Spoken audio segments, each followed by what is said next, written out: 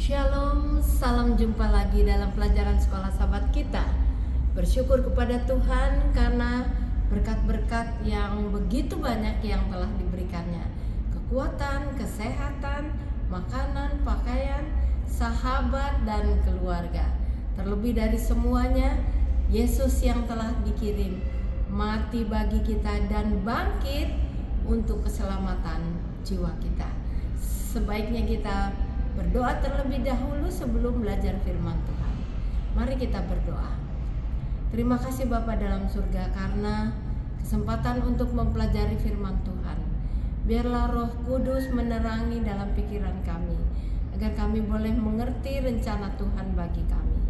Dalam nama Yesus kami berdoa. Amin. Adik-adik, pelajaran sekolah sahabat kita berjudul Pindah ke Lingkungan Kita. Pindah ke lingkungan kita, dengan ayat hafalan dalam Yohanes 1 ayat 14. Yohanes 1 ayat 14.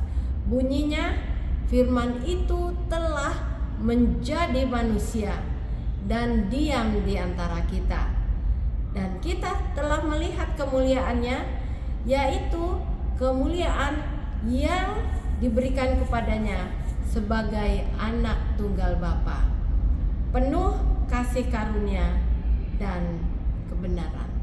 Ya, pindah dari lingkungan surga yang begitu indah. Yesus menjadi raja, menjadi pencipta langit dan bumi ini. Tetapi karena kasihnya, dia meninggalkan semua kemewahan surga itu. Semua ditinggalkan demi kita. Yohanes mengatakan dia menjadi firman. Mengapa firman? Dengan firman dia telah menjadikan dunia ini, dan dia datang ke dunia ini sebagai manusia agar kita boleh diselamatkan. Dia adalah kemuliaan Bapa.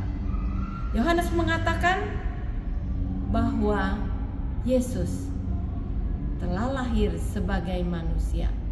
Bayangkan, Yohanes adalah seorang murid yang terakhir.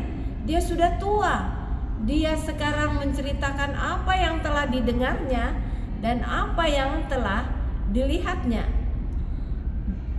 Satu-satunya murid yang bersama-sama Yesus yang menuliskan apa yang telah didengarnya. Sekarang bagaimana dengan Yesus? Yesus Allah yang menciptakan dunia ini.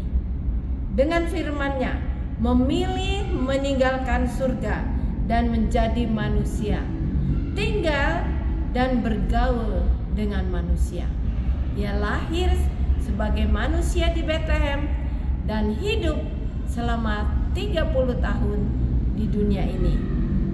Banyak orang mengikut dia kemana-mana dan diundang ke pesta-pesta. Dia juga pernah memberkati ibu-ibu yang membawa anak-anaknya untuk diberkati. Banyak mujizat yang telah diadakan. Bayangkan pesta di Kana yang begitu meriah, kehabisan air anggur. Tetapi kehadiran Yesus membuat pesta itu kembali semarak. Masih ingat tentang janda yang sangat sedih yang berada di kota Nain karena anaknya yang satu-satunya itu meninggal. Kehadiran Yesus memberikan kegembiraan. Karena apa? Dia membangkitkan kembali anak itu. Dia merasa iba terhadap ibu janda yang sangat sedih hatinya. Begitu juga kebangkitan Lazarus di Betani. Dia melihat kedua saudaranya sangat sedih dan Yesus turut menangis.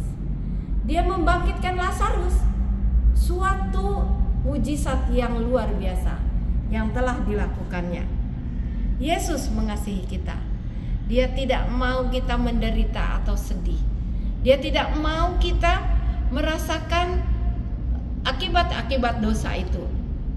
Oleh sebab itu, dia mau rela untuk meninggalkan lingkungan yang sangat indah di surga, lahir di dunia ini, mati di Golgota agar kita diselamatkan.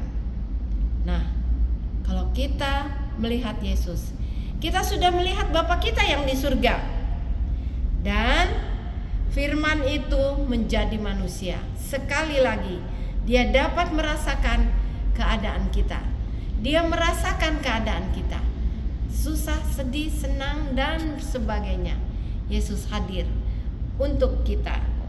Dan kita dapat melihat anak tunggal itu. Allah itu sendiri, Yesus sendiri akan datang menjemput kita, menolong kita, agar kita juga dapat hidup di dalam kerajaannya. Mudah-mudahan kita dapat menerima Yesus sebagai juru selamat kita, sebagai saudara kita yang akan memberikan kekuatan, penghiburan, dan keselamatan. Baiklah, kita mengakhirinya dengan doa. Terima kasih Yesus untuk segala pengorbanan yang Tuhan telah berikan bagi kami, meninggalkan lingkungan surga yang mulia, surga yang begitu indah, untuk mati dan hidup di antara manusia agar kami beroleh keselamatan. Dalam nama Yesus kami berdoa. Amin. Sampai jumpa adik-adik. Tuhan Yesus memberkati kita.